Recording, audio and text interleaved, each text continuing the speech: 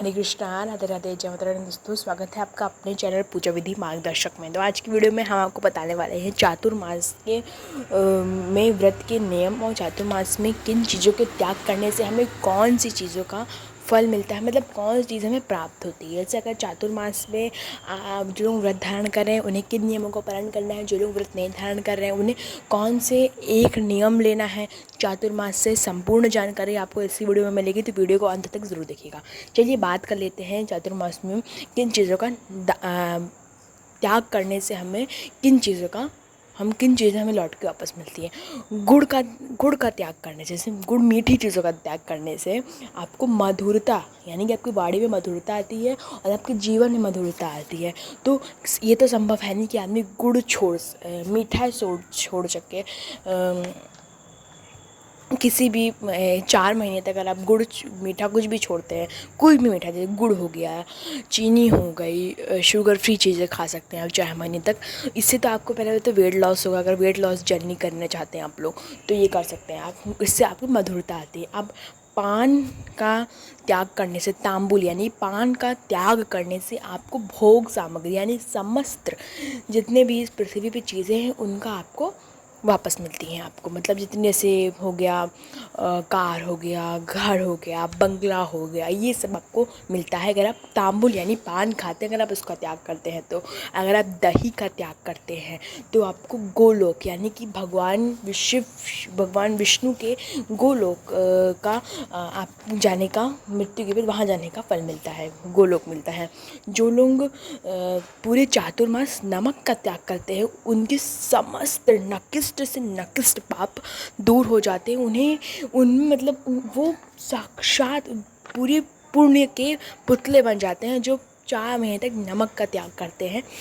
उनसे चाहे जितना बड़ा से बड़ा पाप बना हो, अगर वो पूरे चातुर्मास नमक का त्याग कर देते हैं तो उनका पूरा संपूर्ण पाप नष्ट होकर वो पुण्य के पुतले बन जाते हैं। ठीक है, ये संभव है नहीं कि आप नमक का त्याग कर सकें, पर जो लोग व्रत रख रहे हैं उन्हें ध्यान रखना है कि वो एक ही समय नमक का भोजन करेंगे पूरे चातुर्मास। ये नहीं अगर सुबह में नमक खा लिया, दोपहर में नमक खा लिया, ऐसा आपको नहीं करना है। आपको एक ही टाइम नमक खाना है अगर जो लोग व्रत कर रहे हैं। ठीक है,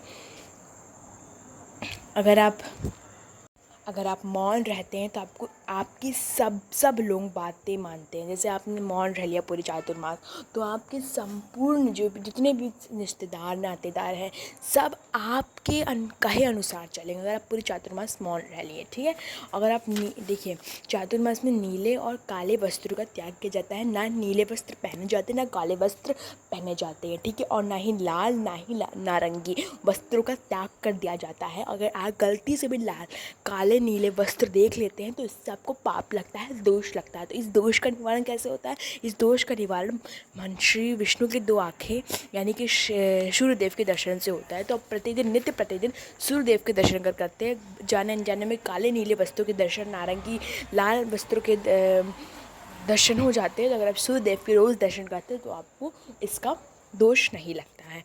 अब बात कर लेते हैं जो लोग भूमि पर शयन करते हैं उन्हें सब प्रकार की वाहन का सुख मिलता है, जैसे कार हो गई, गाड़ी हो गई। ठीक है, इन सब चीज़ों का फल मिलता है। ठीक है, जो लोग भूमि पर शयन करते हैं।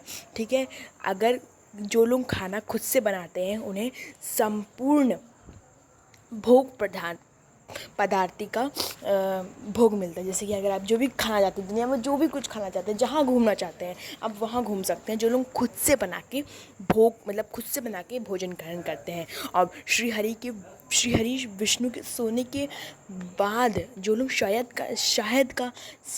जो सेवन करते हैं उन्हें महापाप लगता है, महादोष लगता है। तो आपको कोशिश करना चाहिए, कोशिश क्या, आपको तो शहद स्पर्श यानी शहद पीना भी नहीं चाहिए। हाँ, आप लोग बोलिए सावन आने वाला है, सावन में शिव जी का अभिषेक अलग होता है, खाने की बात अलग होती है। तो आपको शहद का त्याग कर देना है। जो लोग नियम ले रहे हैं, जो लोग नियम नहीं ले रहे हैं उन्हें भी शहद का त्याग कर देना है। महापाप लगता है शहद का सेवन करने से। ठीक है, और पूरी चातुर्मास अगर आप कुछ नहीं कर पा रहे हैं, बस अगर आप दूसरों को कटु वचन कहना छोड़ देते हैं। तो कटु वचन तो किसी भी माह में नहीं कहना चाहिए दूसरे को। अगर आपने ऐसा वचन किसी को कह दिया जिसका उसका दिल दुखा है, तो आपको किसी को भी कटु वचन नहीं बोलने हैं, ना ही दूसरों का निंदा करनी, दूसरों की निंदा चुगली, जैसे कि वो उसका बेटा ऐसे करता है, उसका फलाना ऐसे करता है, ये सब फालतू की चीज़ें आपको नहीं करनी। ये सिर्फ भगवत चर्चा में रहना है 4 माह के लिए। 4 माह हम कहेंगे आपको पूरे साल का नियम है। जो किसी को कटु वचन आपकी कहने की वजह से किसी घर में कलेश हो रहा है, किसी के घर टूट रहा है, तो आपको ऐसे वचन बोलने से आपको महादोष महापाप लगता है। तो आपको कटु वचन तो बिल्कुल ही नहीं बोलने हैं, ठीक है। किसी भी प्रकार के बर्तन, जैसे आपने बर्तन ले लिया, तांबा हो गया, पीतल हो गया, कांसा हो गया, स्टील का बर्तन हो गया, इन सभी मिट्टी का बर्तन हो गया, इन सभी बर्तनों का त्याग करने से आपको संपूर्ण सोने के पदार्थों का सोने के दान करने के बराबर का फल मिलता है। जैसे अगर आपने जितने भी बर्तन होते हैं उसमें खाना खाना छोड़ दिया, तो आपको सोने के दान के बराबर का फल मिलता है 4 माह में, ठीक है। आप सोने के इन सब बर्तनों की जगह के आप उसका पत्ता यूज़ कर सकते हैं, केले का पत्ते भोजन कर सकते हैं, ठीक है। अगर आप इन सब पत्तों पे भोजन करते हैं और पूरे 4 माह के लिए, तो आपको सोने की दान के बराबर का फल मिलता है, ठीक है। तो यही कुछ नियम हो गए चातुर्मास में त्याग करने का कैसे क्या होता है, ठीक है।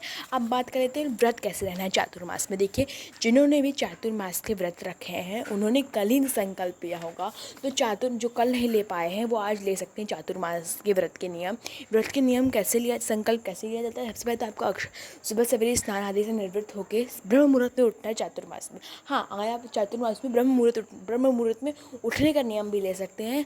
तुलसी जी के सामने दीपदान करने का भी नियम ले सकते हैं, घी के दीपक का दीपदान करने का भी नियम ले सकते हैं। दहलीज पर कोई भी शुभ चिन्ह बना के, जैसे रंगोली हो गई, पूरे 4 माह के लिए रंगोली वगैरह बना के उस पर दिया जाने का नियम लेते हैं, तो आपको संपूर्ण सुख समृद्धि ऐश्वर्य की प्राप्ति होती है, ठीक है। ये बताना भूल गए थे हम आपको, ठीक है। सुबह सवेरे स्नान आदि से निवृत्त होकर आप भगवान श्री हरि विष्णु के सामने जाएं, हाथ में अक्षय पुष्प लेके व्रत का संकल्प लें। कितने माह के लिए व्रत रखते हैं? 4 माह के लिए रखते हैं, या फिर जैसे एकादशी, पूर्णिमा, इन सब का व्रत रखते हैं, या फिर प्रदोष का व्रत रखते हैं। कोई भी हफ्ताहिक व्रत रहे उसका भी संकल्प लेना है।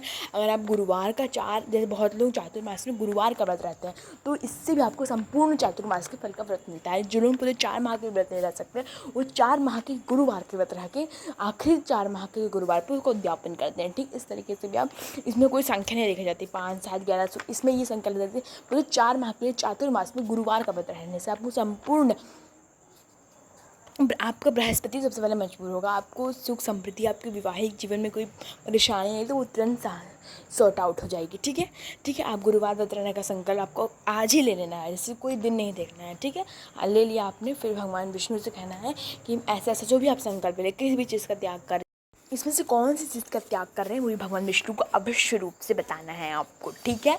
आपको इस तरीके से व्रत का संकल्प लेना है। अब जो लोग 4 माह के लिए पूरे चातुर्मास का व्रत रहते हैं, उन्हें एक टाइम भोजन करना है। शास्त्रों में लिखा है कि पूरे 4 माह का व्रत करना बहुत ज़्यादा कठिन है, ठीक है। तो वो रात्रि के समय एक टाइम भोजन कर सकता है, मीठा भोजन, ठीक है। नमक का आप एक टाइम सेवन कर सकते हैं, सुबह फलाहार ले सकती हैं, या फिर रात्रि में भोजन बना के दाल चावल रोटी सब्जी में नमक पड़ जाएगा तब दाल में नमक डाल दीजिए। इस तरीके से आप एक टाइम नमक खा सकते हैं बस पूरे चातुर्मास में। और आपसे नहीं चल रहा है तो जैसा मैंने आपको बताया, कोई भी साप्ताहिक व्रत का नियम ले सकते हैं आप चातुर्मास में। शुक्रवार रह लीजिए, आप गुरुवार रह लीजिए। अच्छा, बहुत लोग आपको बोलेंगे कि चातुर्मास लगा तो कोई व्रत नहीं उठाया जाएगा।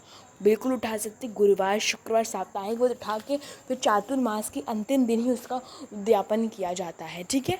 जैसे चातुर्मास खत्म होने में, चातुर्मास रविवार को ख़त्म हो रहा है, तो चातुर्मास के आखिरी शुक्रवार को ही आपको उद्यापन कर देना है। जो भी शुक्रवार, गुरुवार, सोमवार, मंगलवार कोई भी व्रत रहे उसका उद्यापन आपको उसी दिन कर देना है, ठीक। इस तरीके से चातुर्मास में कोई भी साप्ताहिक व्रत का संकल्प लिया जाता है, ठीक है। तो यही कुछ नियम थे, यही कुछ तरीके थे, चातुर्मास के नियम थे जो कि मैंने आप लोगों के साथ शेयर किया। बहुत मेहनत लगती है हर चीज़ लिखने में, शास्त्रों से ढूंढने में, तो प्लीज़ वीडियो को लाइक शेयर सब्सक्राइब तो ज़रूर ही कीजिए करिए, ठीक है। मिलते हैं नेक्स्ट वीडियो में, तब तक के लिए हर हर महादेव शंभू।